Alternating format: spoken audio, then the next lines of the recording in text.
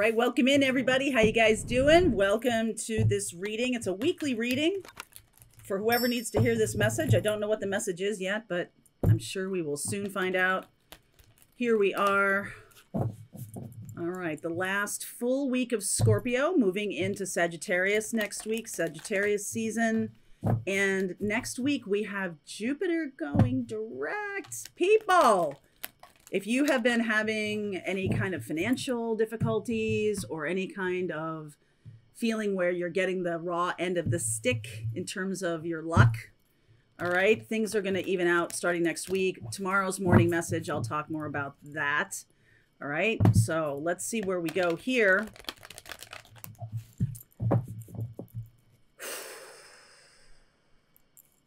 Let's see what wants to come out here. Gates of Triumph. Beautiful, beautiful. Grounding. And Voyage of the Heart. So I'm going to say, especially to my fellow Saggies, because Jupiter's our ruling planet, and having that in retrograde can sometimes be super hard on Saggies or Sagittarius rising people, because it really makes them feel like, you know, kind of running in mud a little bit. And so what can happen is, especially if you got a lot of air and fire in your chart, you can end up shooting your arrows, right, at a lot of different targets and sort of diffusing your energy. So I'm feeling like this has to do with collecting your energy back, right? Soul retrieval. Some of you have done those journeys with me. We have my friend Jakara does that. She does soul retrieval therapy and or technique. And man, it's remarkable. So I'll put a link to her thing, her class below. That does seem relevant here to me. And also doing some grounding work for yourself. Explore your roots, explore the internal. For this last week of Scorpio, it's really important to go deep.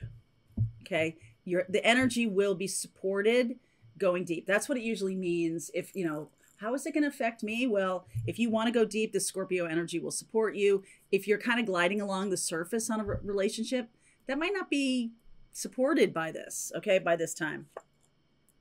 Empress, look at this. Empress, Emperor, Three of Cups, celebration here. This is the divine feminine and divine masculine coming together.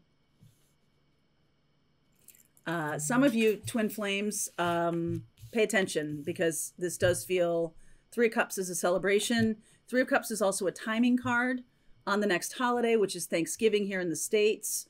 Whatever holidays you celebrate, you can use that timing card of Three of Cups to say, oh, okay, by the next holiday. So whatever holiday you celebrate, even if it's your birthday, that's a holiday for you, right? So Scorpios, by that time, the rest of us might be looking at Thanksgiving or even the end of the year celebrations, right? The equinox. I'm sorry, the solstice. What am I saying? The solstice. Okay. Wheel of Fortune, that's Jupiter. Jupiter coming out. Two of Wands. Magician. Some things have changed.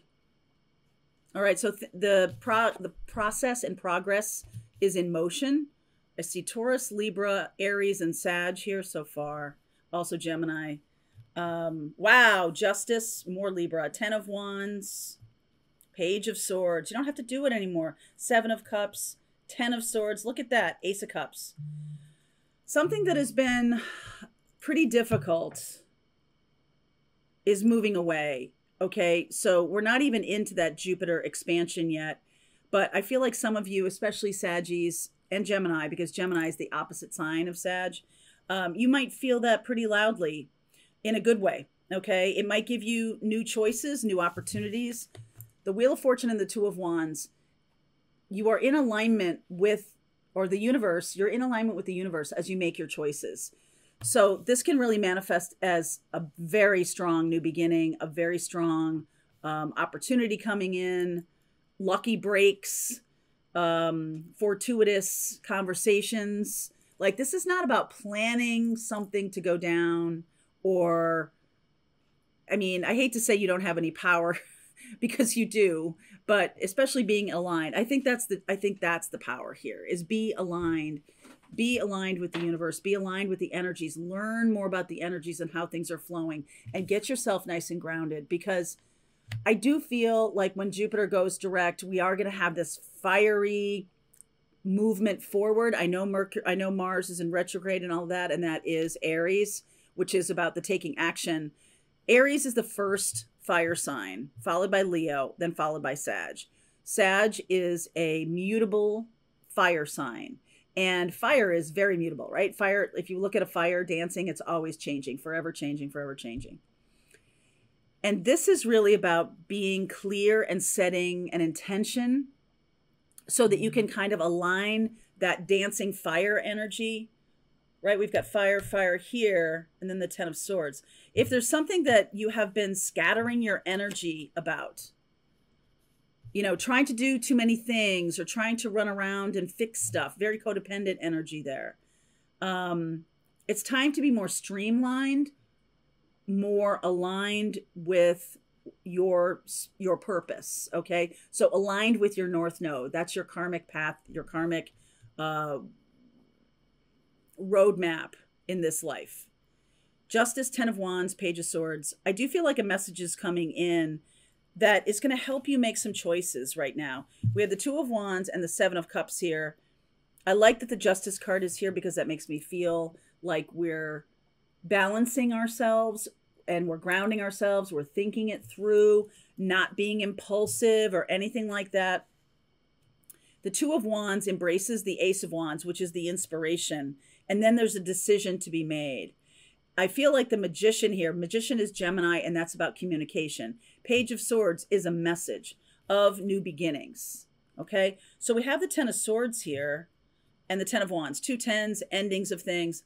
Underneath this Empress and Emperor, maybe a separate storyline. I'll have to explore that in the extended a little bit. But let me look at, why is the 10 of Swords here? Like, what's ending?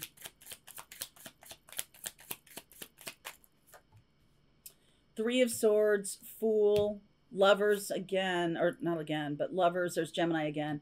7 of Pentacles, 9 of Swords, and the Hierophant. Okay, some of you may be choosing to end a long-term commitment.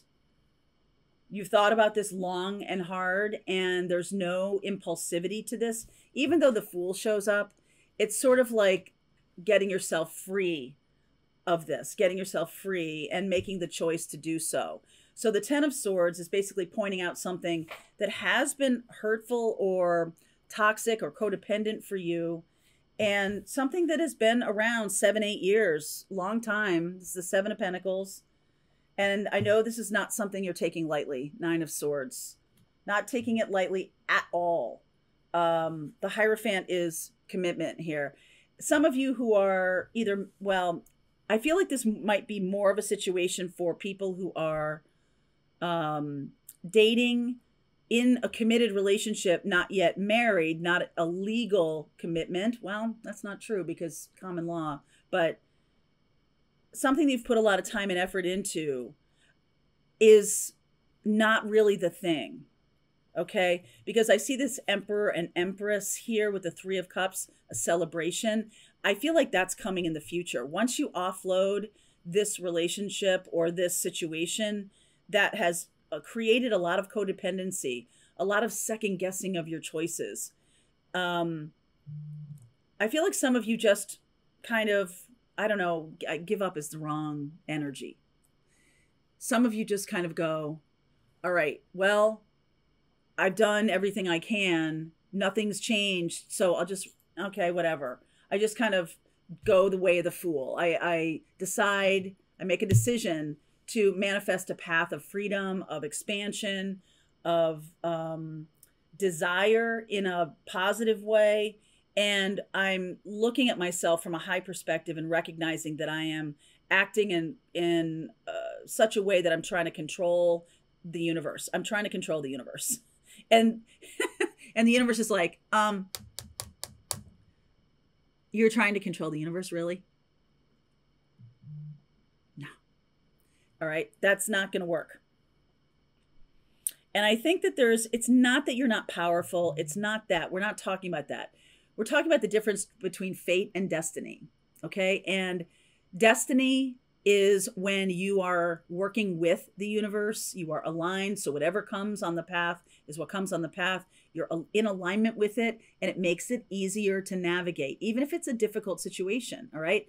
If you're going against the grain, if you're trying to reinvent the wheel or tell the universe how to do things, that's going to grind things to a halt.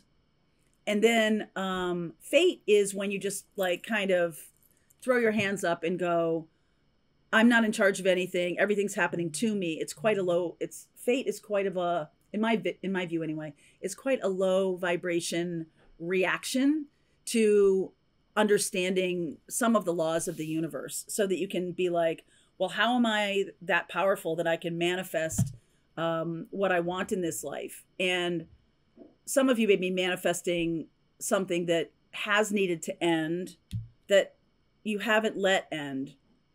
Destiny is trying to take you forward. All right. You haven't let this thing go, whatever it is. And I feel like you do. I feel like there is some kind of hurt feelings, or there are some kind of anxiety going along with this. But it does make me feel quite good that it is connected to your intuition, Hierophant, High Priestess, and the Judgment card. Wow. Look at that. 6 of Cups. There is something better for you. And I think if you let this thing go, or you let this relationship bottom out, the ending of that is, it's not happy, but it's also not devastating. It's also not long-term tragic or anything like that. It's just like oh, okay, I see where we're going now. I see where we're going. It's almost like the universe is trying to bring you back to the path so you can go toward Emperor, Empress by this next holiday. The universe is really working on you. You know, the universe continually nudges us.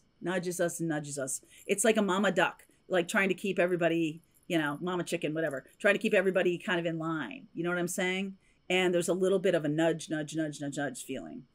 I also think you're seeing the capacity you might have for taking too much on. And, well, hold on, taking too much on. The second thought I have is, are you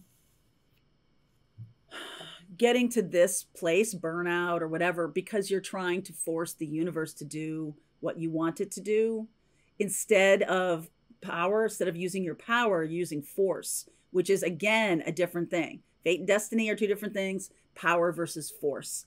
Power is your own ability to flow with the energies and work with the energies, and then things flow easier to you. 10 of Wands is deliberately resisting the flow of things, deliberately resisting. Now, you don't have to be mindful of this. You don't have to, not everybody has to be, oh, I see, I'm pushing against the river or whatever like that.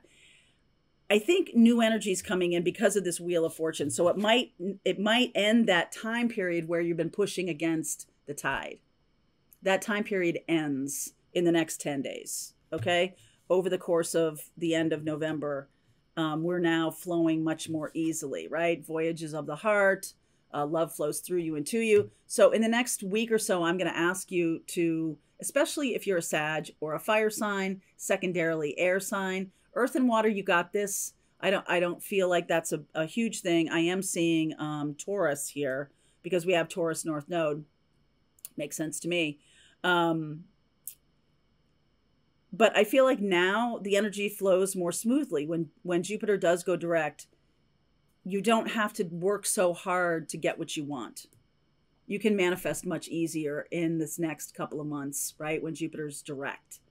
Okay, so I'm going to go deeper into this. If this is your reading, let's see where we go. I want to explore the twin flame opportunity here too.